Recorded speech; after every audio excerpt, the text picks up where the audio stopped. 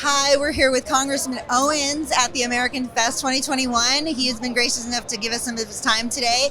Congressman, thank you so much for sitting with me. Thank you, Noel. I'm looking forward to chatting with you for sure. That's amazing. I'm so glad you're here with us today. So can you tell me, we hear you all the time. We heard you in your speech today, but tell me personally, what is your biggest passion in Congress, and what are you trying to accomplish the most? And I know there's a lot to talk about, but maybe just something you're really passionate about. I think when you look at the bigger picture, is leaving a legacy of what our nation's all about. It's what my parents taught us, loving our country, dreaming big, and having the critical thinking skills to know that we can leave a legacy that they will continue moving forward. With that being said, it means we have to make sure our children are being raised to believe in our nation, to be able to think, to be able to have conversations with each other, and to be able to take risks, go out and build businesses, and particularly knowing that freedom is a cost of freedom. You have to fight for it. You cannot take it for granted. You cannot go on cruise control, because there's a spiritual side of the other side of freedom, which is dependency, is slavery, Yes. mental slavery, or whatever it might be. And that's something we're always fighting. So I'm so proud to be here at something like Turning Point. We see so many young people that are finally getting it. They want to be part of the solution.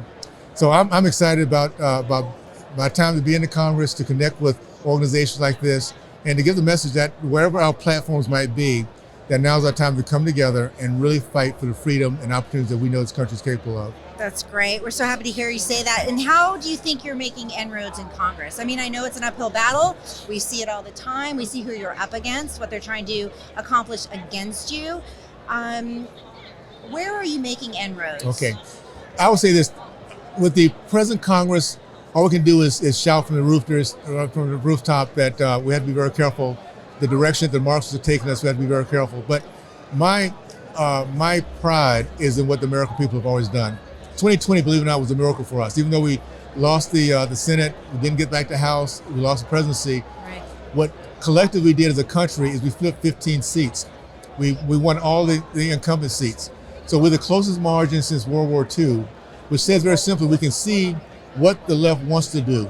They want to stack the courts. They want to federalize our government. They want to keep us shut down. Right. But they can't do but so much because the margin is so close. Those who want to stay around cannot stay on the left ledge for so long. Yep. It gives American people an opportunity to know what we want and what we don't want.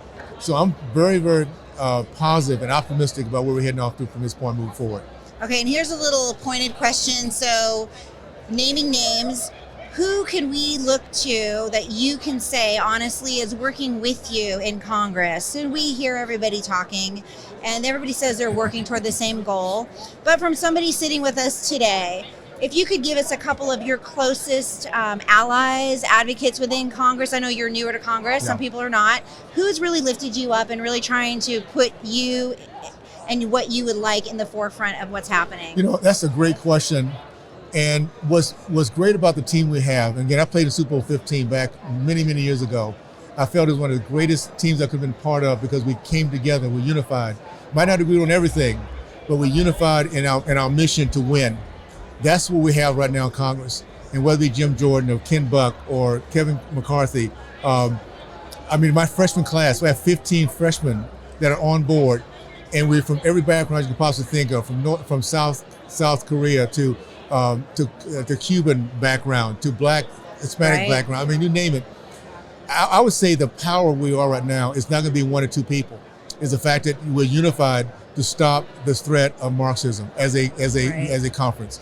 So Right. just know, across the board, feel confident that we're not the party that years ago came on board and did nothing. Right. We're going to get back the majority. We're going to keep our promises like President Trump had done. And we're going to move forward. So get ready for a great 2020 and beyond. Well, we thank you so much for sitting with us today. We look forward to everything you're going to do for us in the nation and in Congress in the future, and hope you have a very Merry Christmas And can I and say God this, bless Noel? you. Thank you for what you do. It's a team effort, and platforms like you that you give allows us to get the message out. Together we win. So Well, thank you. We need you too. Thank you And so Merry much, sir. Christmas. Merry Okay, take care. Christmas.